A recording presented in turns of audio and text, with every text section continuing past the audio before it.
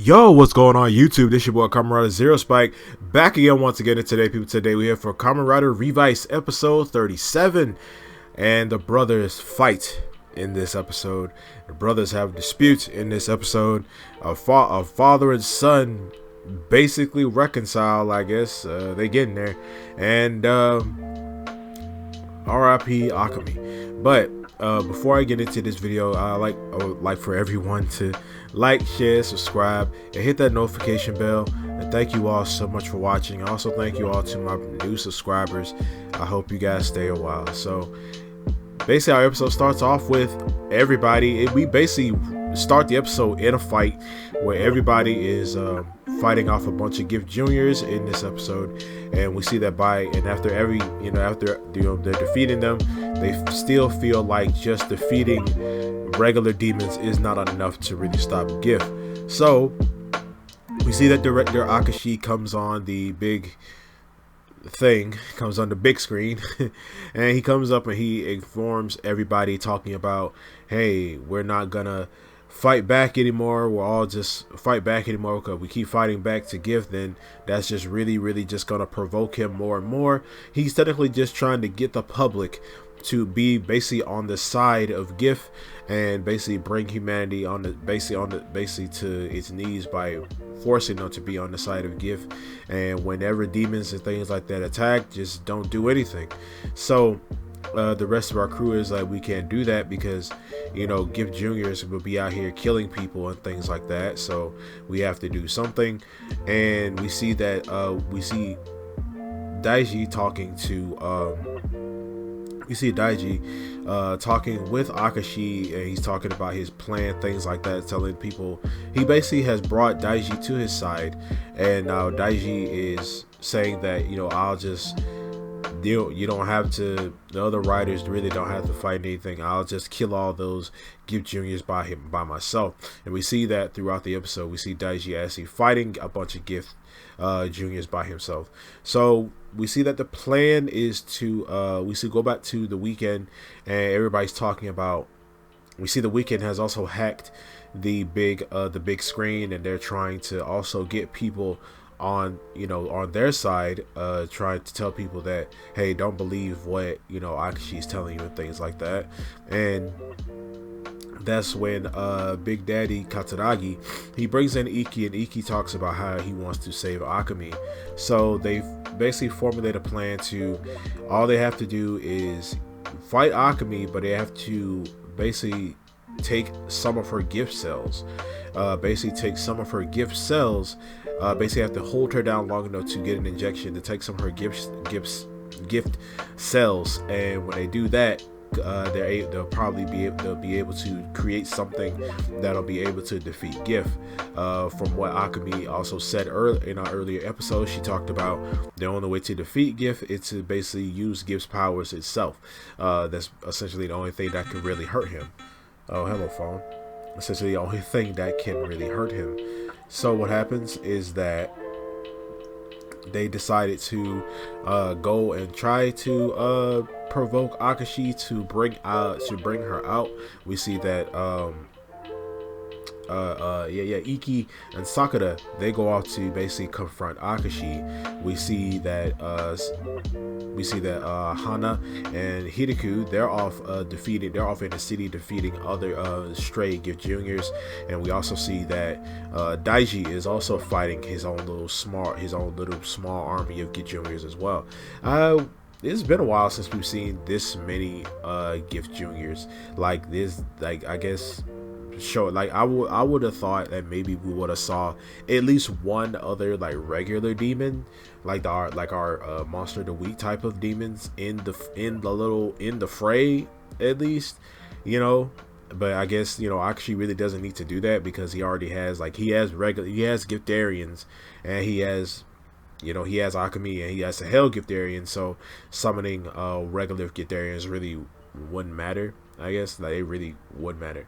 So everybody's all fighting these Gift Juniors, and we see that Sakura and Iki confront Akashi, and Akashi basically says that, oh, the bravery of you guys looks very, very good. You know, I would expect nothing. I would expect nothing less from Gift's descendants. You know, you guys are basically like my step siblings, and they're like, shut up. Like, I was like, ugh, like I was like, bro, don't you ever say anything like that. That was utterly really friggin' weird. How you just sat there and was like, yeah, you guys are basically my step siblings. I'm like, no, we're not. Shut up. Like, no, we're not, dude.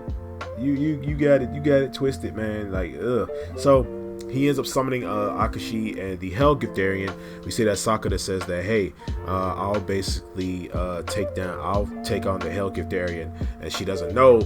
You know, this is also their first time seeing the Hell Giftarian. Even Iki even warns her. He's like, are you gonna be all right? Because that guy looks like no joke.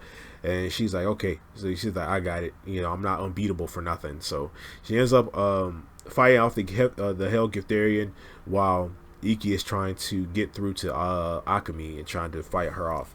So we see that Sakura is fighting the Hell Giftarian, and he is basically, you know, he has a regeneration ability. He's regenerating from everything that she does. She tries to use the cannon, her fans. She even uses the scythe and everything. But like every time she does a finishing attack, he basically just regenerates from everything. And he even says that as a disciple of Gift, my body is basically eternal. So yeah, so she sliced him in the chest. She blows a hole in his chest, everything. And yeah, so that's when Akashi, we see that Daiji's done fighting all the regular Giftarians, and that's when another Phoenix soldier comes up to him, and he sees what's going on with Sakura and Iki. We see as so he runs to go fight them off. We also saw that George and Big Daddy Katsuragi have like basically they're talking to each other and saying things like, I need George basically asks him like, why did you inject gift cells into demons and things like that? And Katsuragi, Big Dad Katsuragi is like, well, the whispers of my demons got the best of me. And then he ends up showing George his face, and he doesn't tell him outright how he got the burns, but yeah, like, you know, he shows him his face, things like that. But George is also like, you're not the only one who has scars that won't heal. We also saw that George was at his dad's grave, but you know, since they thought his dad was dead, but he wasn't dead, so he does have a gravesite.